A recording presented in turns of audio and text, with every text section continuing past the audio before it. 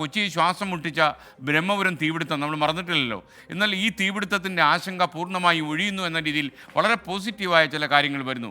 മാലിന്യ സംസ്കരണത്തിനായി കൊച്ചി കോർപ്പറേഷൻ സ്വീകരിച്ച നടപടികൾ എന്തെല്ലാമാണ് എന്ന് കൊച്ചി ബ്യൂറോ ഒരു എക്സ്പ്ലെയിനിലൂടെ അവതരിപ്പിക്കും. അത് കേൾക്കുമ്പോൾ കൊച്ചിക്കാർക്ക് നേരിയ ആശ്വാസം കിട്ടും എന്നാണ് എൻ്റെ പ്രതീക്ഷ.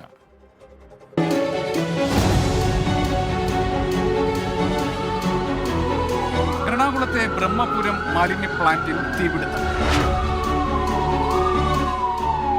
കൊച്ചിക്ക് ശ്വാസം മുട്ടുന്നുണ്ട് സാർ. ശ്വാസം മുട്ടലുള്ളവർക്കൊക്കെ ഭയങ്കര, എനിക്ക് ശ്വാസം മുട്ടലുള്ള കണ്ണ് നേരിട്ട് പാടില്ല.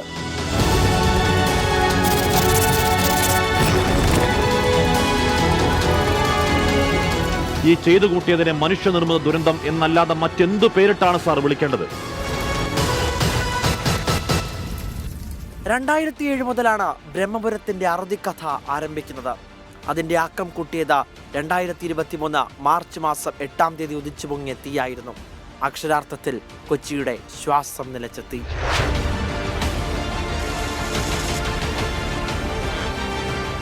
ജനങ്ങളുടെ മാത്രം ശ്വാസമല്ല അന്ന് മുട്ടിയത്. കൊച്ചി കോർപ്പറേഷന്റെയും സർക്കാരിന്റെയും ശ്വാസം ആകെ സ്തംഭിച്ച അവസ്ഥയായിരുന്നു അത്. ഒരു വശത്ത് ബ്രഹ്മപുരം ആളിക്കത്തുമ്പോൾ മറുവശത്ത് ജനകീയ പ്രതിഷേധവും ആളിക്കത്തി. നിരന്തരമായ ഇടപെടലിലൂടെ ഇപ്പോൾ ബ്രഹ്മപുരം പ്ലാന്റ് ശാപമോക്ഷം പ്രാപിക്കുകയാണ്.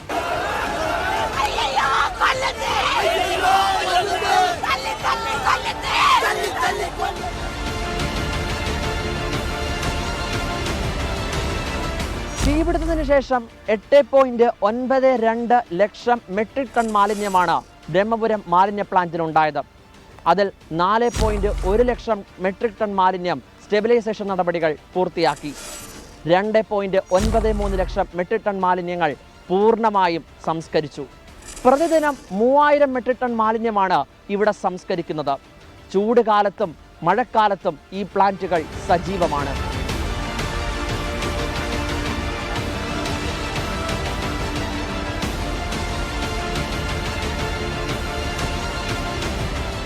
പ്രധാനമായും 3 പദ്ധതികളാണ് മാലിന്യ സംസ്കരണത്തിനായി കൊച്ചി കോർപ്പറേഷൻ അവലംബിച്ചത്. ഒന്ന്, ബയോ മൈനിങ് പ്രവർത്തനം. തീപിടുത്തത്തിന് ശേഷം വിവാദമായ കമ്പനിയുമായി കൊച്ചി കോർപ്പറേഷൻ കരാർ പിൻവലിച്ചു. ഭൂമി എനർജി കമ്പനിയുമായി കരാർ ഒപ്പിട്ടു. മലിനീകരണ നിയന്ത്രണ ബോർഡ്, ഫയർ, ലീഗൽ മെട്രോളജി എന്നിവരിൽ നിന്നെല്ലാം അനുമതി തേടി ജനുവരി 15 പ്രവൃത്തികൾ ആരംഭിച്ചു. ഏതാണ്ട് 50%, അതായത് 2.91 ലക്ഷം മെട്രിക് ടൺ മാലിന്യമാണ് ഈ പ്രവൃത്തിയിലൂടെ നീക്കം ചെയ്തത്. രണ്ടാമത്തേത് പട്ടാളപ്പുഴുക്കളെ ഉപയോഗിച്ച് ജൈവ മാലിന്യ സംസ്കരണമായിരുന്നു. അതിനായി BSF പ്ലാന്റുകൾ സ്ഥാപിച്ചു. മൂന്നാമത്തേത് BPCL പ്ലാന്റുകളായിരുന്നു. ജൈവ മാലിന്യങ്ങളെ കംപ്രസ്ഡ് ബയോഗ്യാസ് ആക്കി മാറ്റുന്ന പദ്ധതിയായിരുന്നു അത്. ഈ 3 പദ്ധതികളിലൂടെ ഇവിടെയുള്ള ഏതാണ്ട് എല്ലാ മാലിന്യങ്ങളും ഇപ്പോൾ നീക്കം ചെയ്ത അവസ്ഥയാണ്.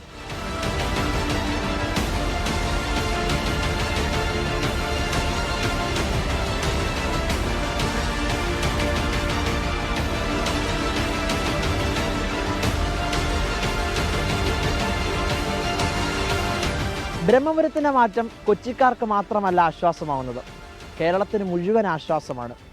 നടക്കുന്ന പ്രവൃത്തികൾ എത്രയും പെട്ടെന്ന് ഫലപ്രാപ്തിയിലെത്തട്ടെ എന്ന് ആശീർവദിക്കാം. VS രാഹുലിനൊപ്പം YS Abhinand, 24 Kochi. ശ്വാസം മുട്ടിയ നാളുകൾ മറക്കുന്നതിനൊപ്പം ബ്രഹ്മപുരത്തെ മാലിന്യ സംസ്കരണം വിജയം കണ്ടതിൽ സന്തോഷത്തിലാണ് കൊച്ചിയിലെ ജനങ്ങൾ. അവരുടെ പ്രതികരണത്തിലേക്ക് നമ്മൾ കടന്നില്ലെന്നു. കൊച്ചിൻ കോർപ്പറേഷൻ പൂർണ്ണമായിട്ട് ഉറപ്പ് നൽകിയിട്ടുണ്ടെന്നുള്ള പേപ്പറിലും മറ്റുള്ള വാർത്തയിലൊക്കെ കേൾക്കുന്നുണ്ട്. അപ്പോൾ വീണ്ടും ഇനിയിപ്പോൾ ഇതേപോലുള്ള വരവ് ഇല്ല എന്നുള്ളത് രണ്ടാമത് നമുക്കത് പറയാൻ സ്ഥിരപ്പെടുത്താൻ പറ്റൂല. കാരണം എന്ന് വെച്ചാൽ ഇതേപോലെ പല കാരണങ്ങളും അവിടെ കഴിഞ്ഞിട്ടുണ്ട്. അപ്പോൾ ഇപ്പോൾ കൊച്ചിൻ കോർപ്പറേഷൻ ഉറപ്പ് പറയുമ്പോൾ ജനങ്ങൾക്കൊരു ധൈര്യമായി. അത്രേ ഉള്ളൂ. തെറ്റില്ല എന്ന് എനിക്ക് പറയാം. പക്ഷേ ഇല്ലയെന്ന് അവർ ഉറപ്പ് പറഞ്ഞാൽ ഇനിയിപ്പോൾ ഉണ്ടാകാൻ സാധ്യത ഉണ്ടാകുമെന്ന് നമുക്ക് ഉറപ്പ് പറയാനും പറ്റൂല. അവരിപ്പോൾ ഓരോ ഉദ്യോഗസ്ഥന്മാരും കുഴപ്പമില്ല, ആനയാണ് ചേനയാണ് കുതിരയെന്നൊക്കെ പറയും. പക്ഷെ അതിന് തീ പിടിച്ചാൽ അവർ അപ്പോൾ അതിനുള്ള അടുത്തുള്ള മാർഗ്ഗങ്ങൾ വേറെ കൊണ്ടുവരും.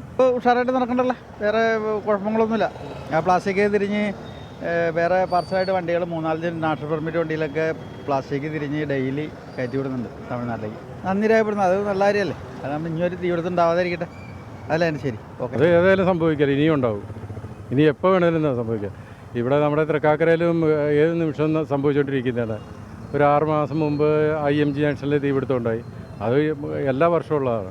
അതുപോലെ തന്നെ അവിടെ ഉണ്ടാവും, ബ്രഹ്മപുരത്തും ഉണ്ടാവും.